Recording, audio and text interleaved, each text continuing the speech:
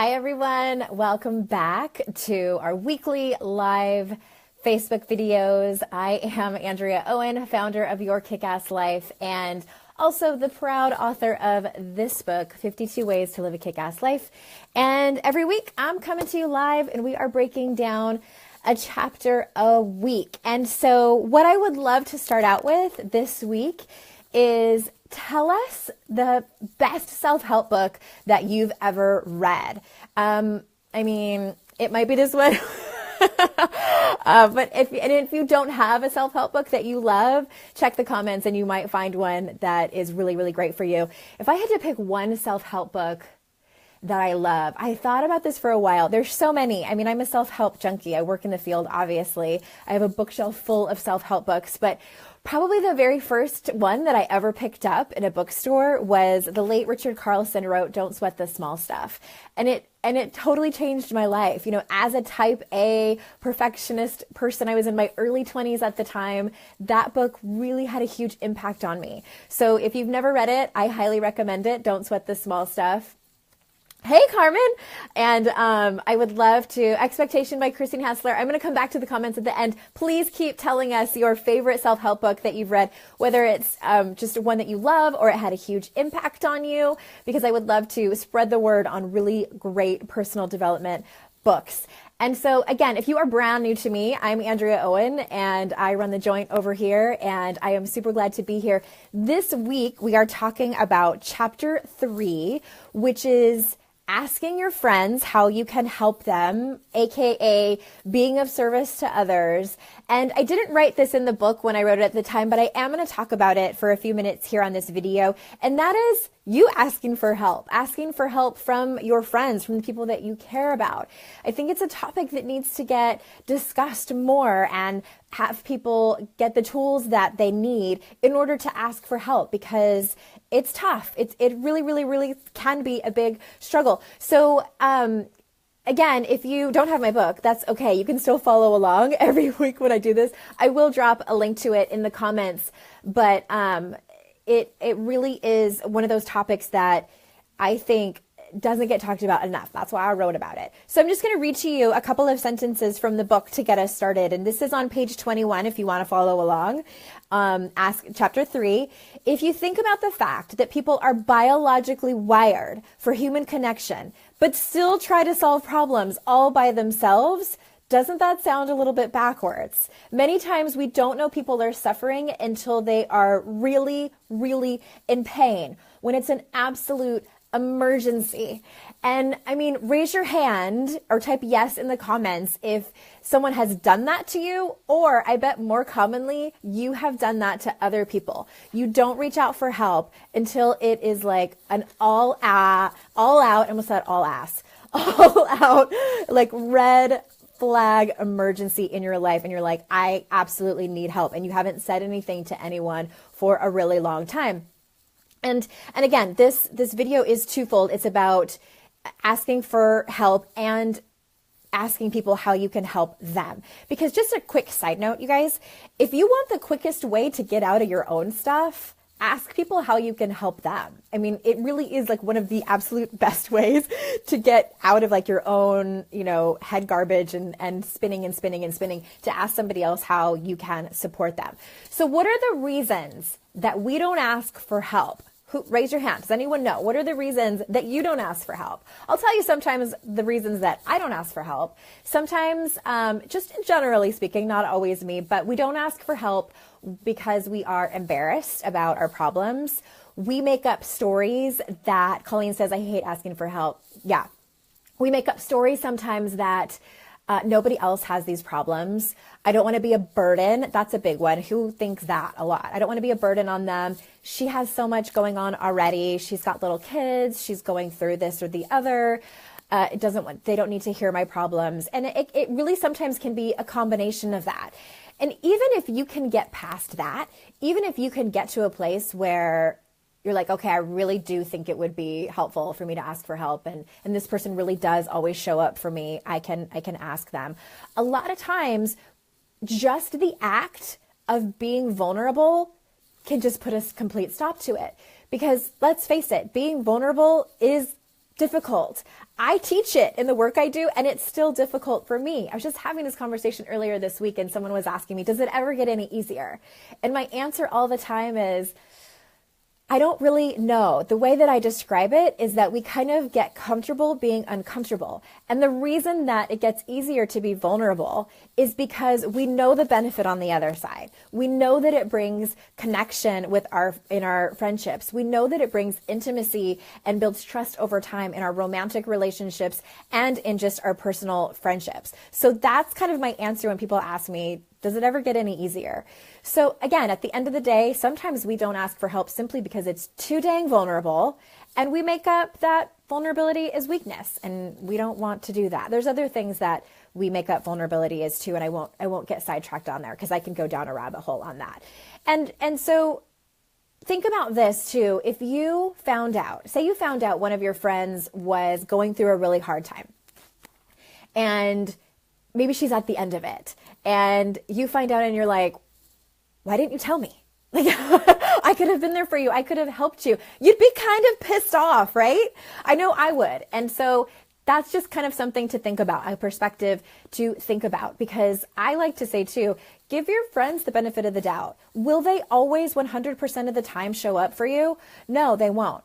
And I can't guarantee that they will when you do reach out for help. But the thing is like, the answer will always be no if you don't try. The answer will always be no if you don't reach out. You will never have help and support from anyone if you keep quiet about your stuff. And at the end of the day, we all have stuff, right? So what does that actually look like? So let me go back to you asking your friends if they need support from you. It might look like a check-in every once in a while. It might just be like a totally generic, general one. Like, hey, I just want you to know, and this might sound a little strange, but I just want you to know that, like, if you ever need anything from me, I'm here. I know you went through that really hard time when you lost your job, and I just want you to know there's never any judgment from me, and you can tell me things like that. I don't expect you to tell every single one of your friends that. This is reserved for the people who are like the ones who are up there at the top of the list of your friends. It might be your sister, it might be your best friend, it might even be your partner, but just letting them know that. And they might be like, I know, but it's nice to hear that every once in a while. And then also, my best friend is really good at this, is checking in on stuff when they know that time has passed and maybe you haven't mentioned it. So it might look like this. So as many of you know, I had a death in my family back in October. It was devastating, as they many times are. And my best friend often, if maybe a few weeks goes by and I haven't said anything about it, she'll just casually bring it up. Like, how are you doing with that? Is it going okay? Are you having moments? Do you need to talk about it? And, a lot of the times I'm like, no, I'm okay. But it's just the fact that she's reaching out and I know that she's there. So it's just, you can do that in your life. It's not that hard. You know what else? You can put it in your calendar. There's no shame in that at all. I do that all the time. My best friend has a doctor's appointment tomorrow, like, that's really important. And it's in my calendar to make sure that I remember to ask her. Because y'all are busy. Y'all have 17,000 things going on in your life. And it's easy to forget these things. I was talking to somebody recently who said that she forgot that her friend had planned to put their dog down in a couple of days. And it was like a couple of days after that, she was like, oh my God, I forgot. That's such a big deal. So it's things like that. It's like these small little things that we can do that make a big impact on our friendships. It makes a big impact on our relationships. So to recap, this is about you asking your friends how you can help them. And again, it might be really specific about something that they're going through, that they're going through it, like presently, or it might be something that they have gone through in the past and maybe they haven't brought it up. And they, they are grown people. They can tell you if they don't want to talk about it, and that's their stuff. But it's just the offer that you are opening up those, just the conversation that they know. It's like these little gestures. That is what builds trust. And then on the other side of that same coin, it's you asking for help. Because again, the answer will always be no if you don't. And it's when you get help from your friends and when you have these vulnerable connections, which I know are painful sometimes, but that's what builds, wait for it, your kick-ass life. It really, really does. It is foundational. Your relationships are foundational in how you feel about yourself and how you feel about your day-to-day life. Okay? So that about wraps it up. I'm going to go back to the comments and read your comments in just a second. If you are a regular podcast listener, or if you are a regular blog listener, reader, I do something every couple of years, every year, year or two, is I put out a survey because I would love to know what y'all want. So it's going to be about anything. If you want more of these videos, if you want a certain topic discussed on a podcast, if you want me to teach a class that you've been dying to learn something about, please go to yourkickasslife.com/survey. I will pop it in the comments here after this video to make it easy for you. If you're brand new to me, you might be like, I don't even know what to tell you, Andrea, because you're kind of a stranger. That's okay. This really was made for people that have been following me for a little bit, who know my style and what I teach. I want to hear from you. So please, please, please fill that out. It's only open until the 21st, and I'm going to read every single one of them. It'll take you about 10 minutes. Not all of the questions are mandatory. You can just fill out which ones you want. So that would be super helpful for me. So excuse me while I scroll through here and look at your comments. And Colleen said, asking for help makes me feel weak. So that is absolutely, absolutely common. But the thing is, what I invite you to think about, Colleen, and for anyone who has that same reaction to asking for help, is that think about if it was one of your friends, or I don't know if you have kids, but if it was like one of your children or your partner or someone that's very, very important to you, if they were in a crisis and they needed you and they needed somebody that they trusted to help them out, would you think to yourself that they are weak for asking for help? Would you think to yourself, you really need to get that together by yourself? I really think that you can handle that on your own. You don't need anybody. You should get through that by yourself. You wouldn't. And it's interesting that we think that about ourselves. Many times we're okay with other people being vulnerable. We want them to you show me first. And what I always say is, you're the one that showed up to this video. You're the one that is interested in personal development. So guess what? This is your invitation to go first. This is your invitation to put your hand out there first and say, yes, I do need help. Or yes, I can help you. What do you need? And I just, again, I want to say that, Colleen, that is really common that people think that.